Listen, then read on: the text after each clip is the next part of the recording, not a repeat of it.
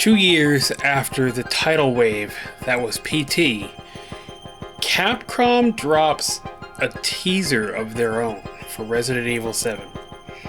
Resident Evil 7 Beginning Hour. And this set the tone for what we would expect from Resident Evil.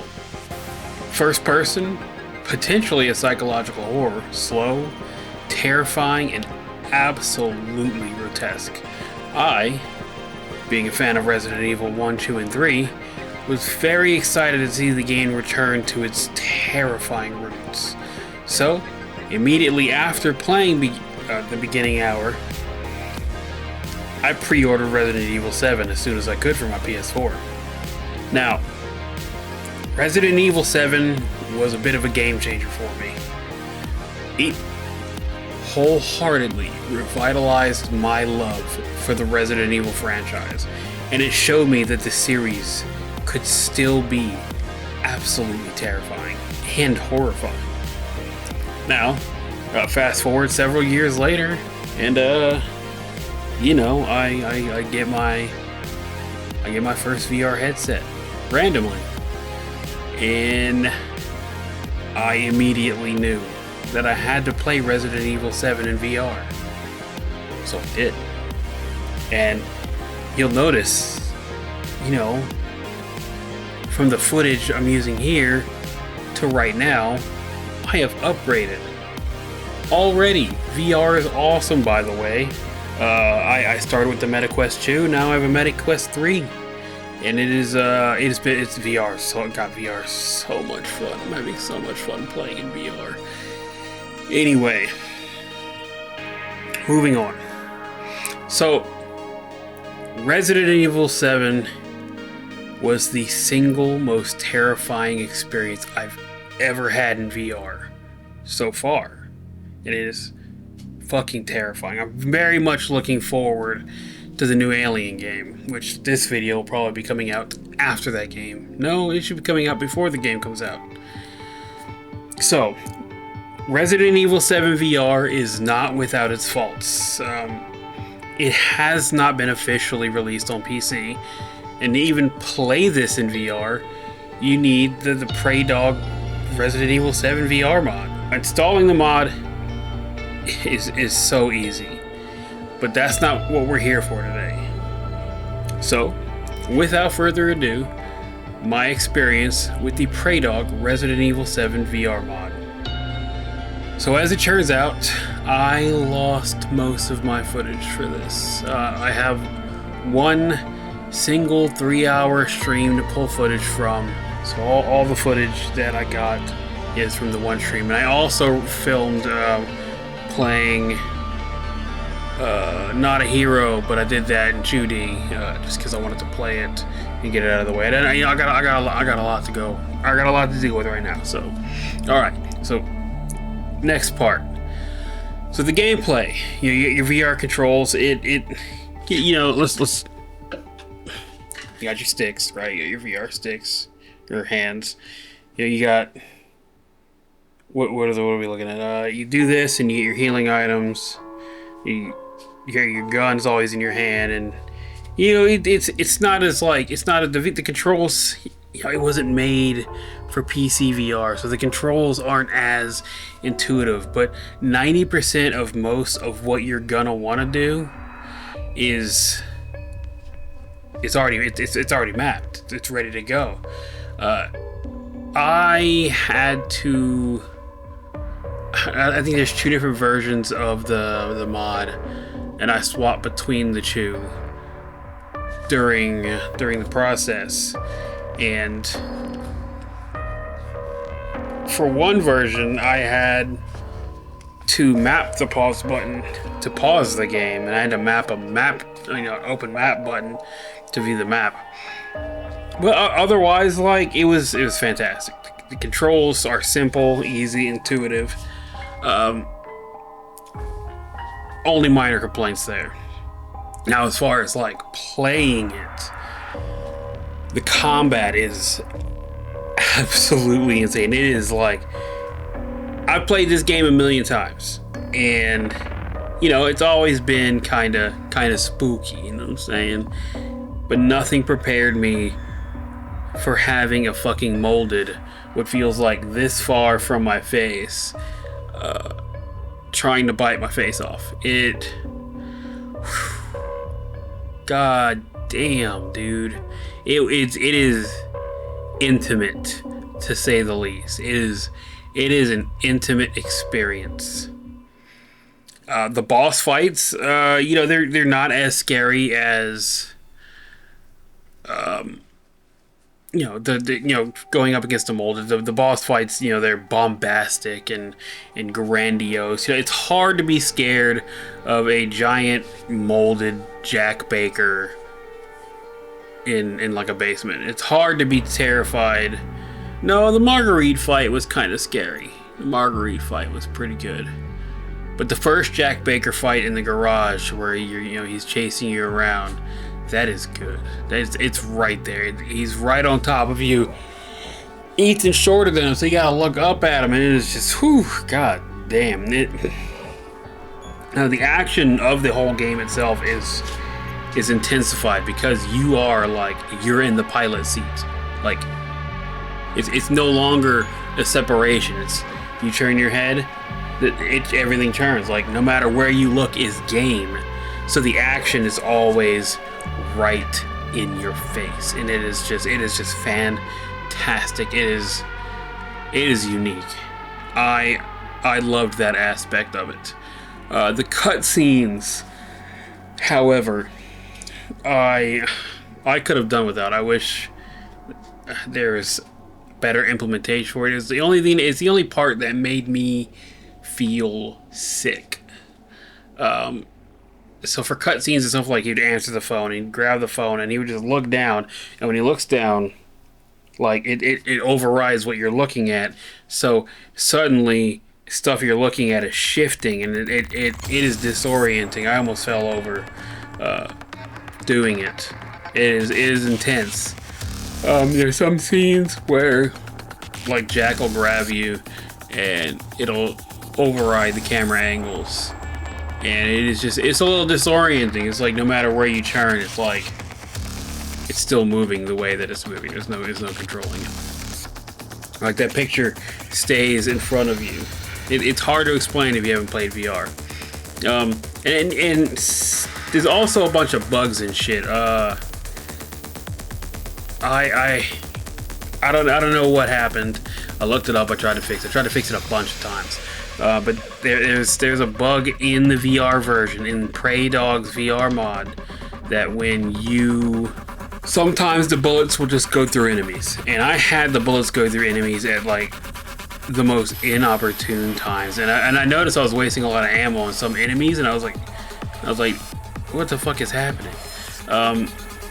The first time it happened to me, I didn't really think anything of it. I just thought it was a difficulty of the game.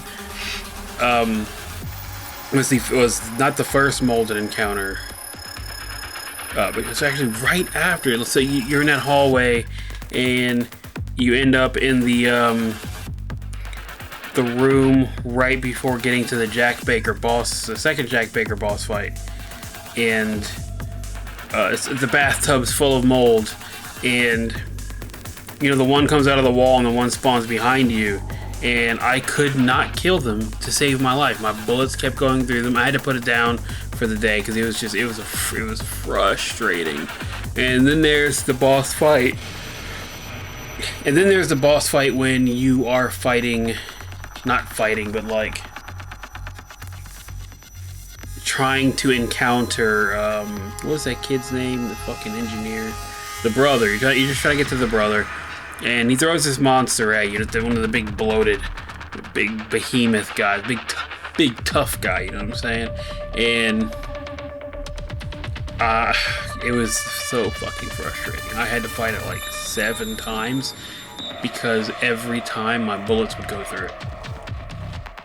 Even like the grenade launcher shooting fire, nothing I had would damage it, and it was annoying. And then later on, I mean, in that same area, you're going outside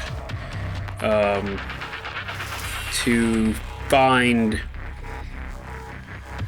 Mia and what's her name, and before you like get to the part where you lower the bridge, a couple of molded pop up, and I couldn't kill those molded either. It was so frustrating. I had to I uninstalled the game right then and there, reinstalled it, and redid the whole process to see where I messed up. It was kind of brutal. It was brutal. It wasn't. There were times where it was more trouble than when doing this was more trouble than it was worth.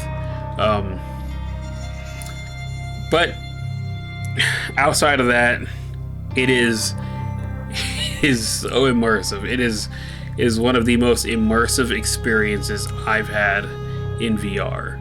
It's not the most immersive VR experience I've had is going to go to Half-Life Alyx. That was fantastic. But it is being in first person like this. This was prime candidate for being a really good VR game, and it really was. Despite the issues I had and the bugs that I had, it was a very, very immersive VR experience. I was in it. Between the way the headset sound works and the sounds of the game, like when something was behind me, it sounded like something was behind me. It was the most terrifying shit when something the 3D audio of the headsets is just, you think you know what terror is until you hear a molded sneaking up behind you. It's real messed up. And then also, like the actual physical design of the world itself, that rundown shack in Dolby, Louisiana is just holy shit. Like I don't have the footage and I can't show you, but you have to trust me when I tell you. The first time you walk into the baker's house as Ethan, and you open that door, and the door closes behind you, and it goes all dark. It is a larger than life feeling. It is absolutely immense. It is stupendous. I was so ready to experience the rest of the game after that. It's a magical moment, and experiencing the world in a way that's this personal is just holy shit. So as far as it's already, Resident Evil 7 is already the scariest Resident Evil game already, and I say that with my chest.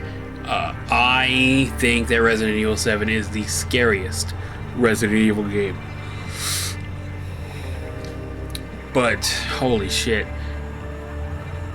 On top of it being in first person perspective and then putting you in the pilot shoes like this is just whoa. And then the combat, again, back to the combat and the first perspective, like things being like this, like feeling like things are actually coming up to you. It's just, I remember one fight, an enemy was like wailing on me, and I'm like, physically, like not even in game, like I'm trying to shield my face because it is just terrifying. It is something else. Seeing the enemies like this up close and personal is just, and the ambiance, the darkness. Oh my god! And having only one shot left, like when you're looking at it like this, is just, it's fucking crazy. Oh, and on top of that, there's also your typical horror elements. You get the body horror.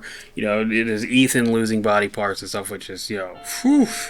In VR, man, that was, oh my god! It was. I knew it wasn't my arm, but still, holy shit. And the mold, and later on you get to watch the one guy turn into mold. That's fucking intense. It's a survival horror game, and it's so brutal, and it's kind of psychological in that, like, you're being tortured by the family, which is fucking crazy. I'm not gonna go over the story. This is more about the Resident Evil 7 VR experience. But a synopsis of it is, Mia went missing like 3 years ago. She's presumed dead. Ethan gets an email from her to, come rescue her or come get her. He shows up to the Baker Mansion, Baker Estate, whatever, and he pretty much sets out to rescue her, and learns that his girlfriend, wife, I don't know if they're married or not yet, but worked for a private military corps. I don't actually think he learned that. Well, we learned as the players that she worked for a private. I don't know if they were military. I think they're just Umbrella. She worked for him, and they were working on a new bioweapon, which is Evelyn. And the ship crashes. I think is a hurricane. They crash on a shore. Evelyn gets out with Mia, and Mia just decides to turn the Bakers into her family. And then Ethan shows up and saves the day. So my conclusion: it's a very fun and very intense VR experience. If you are sensitive to horror games in any way, skip this one. Definitely skip this one. Skip this game for sure. It's not as good as Resident Evil 4 VR, but that's its own thing. But it's really good. It's so good. It's so good. It's so much fun. It's a little buggy, but it's still worth trying at least once. It is so much fun. Oh my god, I plan on doing it again. It is so good. So if you have a VR headset, definitely, if you don't already, buy Resident Evil 7 for one. Buy Resident Evil 7. Even if you can't play Resident Evil 7 in VR, Resident Evil 7 is, in my opinion, the best Resident Evil game. Now, if you have a headset and you want to play, again, it's only $20 on Steam, even for you 2D, flat screen players. It's a fantastic game. It's really good. They really came back swinging with this, and I think they dropped the ball with Resident Evil 8. That's just my personal opinion, because this is like the pinnacle of horror and terror, and it's real shame. It's my favorite modern Resident Evil game. I loved, and following that is the Resident Evil 2 remake, followed by the Resident Evil 3 remake, and Resident Evil Quarantine, Resident Evil 4 VR. No, put 4 VR over Quarantine. Yeah, 4 somewhere down. I didn't really like 4 all that much, but 4 VR is a lot of fun. Anyway, that's the review. That's the whole thing. Thank you for watching, and I hope to see you on the next one. Slosh out.